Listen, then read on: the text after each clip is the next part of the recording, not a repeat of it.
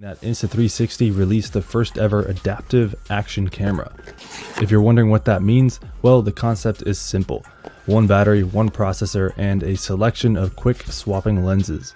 When it comes to filmmaking, I think we can narrow down types of cameras to a few categories. Action cameras such as GoPro, DSLRs, drones, and 360 cameras. The truth of the matter is that there is a reason these types of cameras don't blend together. As of 2020, there is still no product out there for a filmmaker that does everything that you need it to. It's safe to say that it's currently impossible to go from filming an aerial image down to a DSLR and then be able to go underwater or create similar action cam perspectives all in one camera. It just doesn't exist yet. Or so we thought.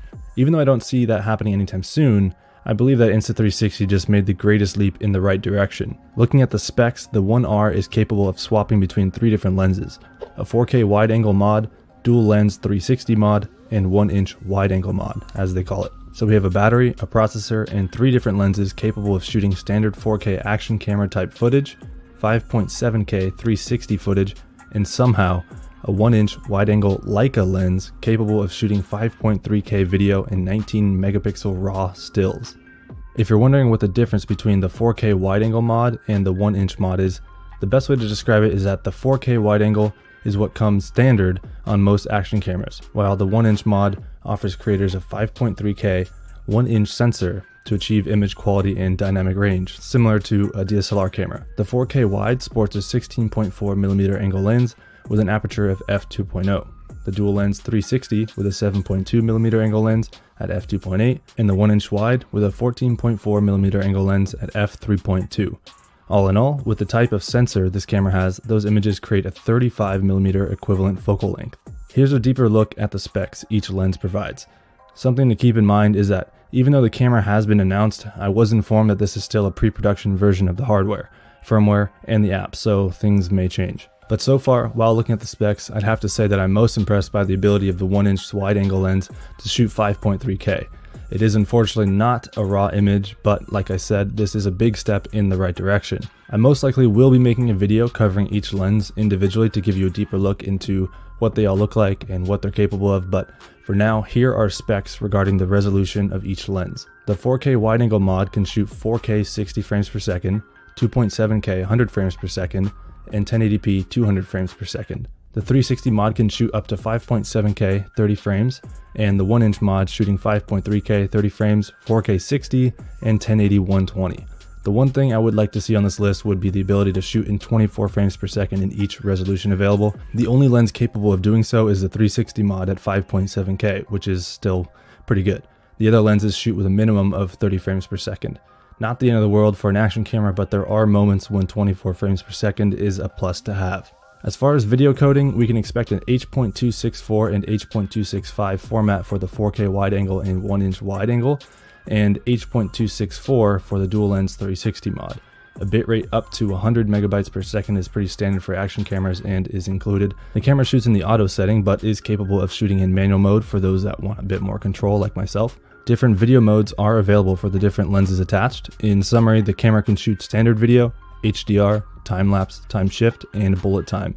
If you'd like a better understanding of what those video modes are, let me know down in the comments and I'll make a video covering those topics. While sitting in the launch meeting, there were rumors of external audio recording. This has been such a huge problem with GoPro in the past. They basically gave up on the production of their 3.5mm mic adapter, which left a lot of customers, including myself, pretty frustrated. I will be making a separate video pertaining to the audio in this camera, and if what they're saying is true, it could solve a lot of people's problems. In regards to battery life, I heard numbers close to 1 hour, but as mentioned before, those numbers could change, hopefully for the better. Okay, so jumping into the software. This is where it gets a little crazy, and in a good way.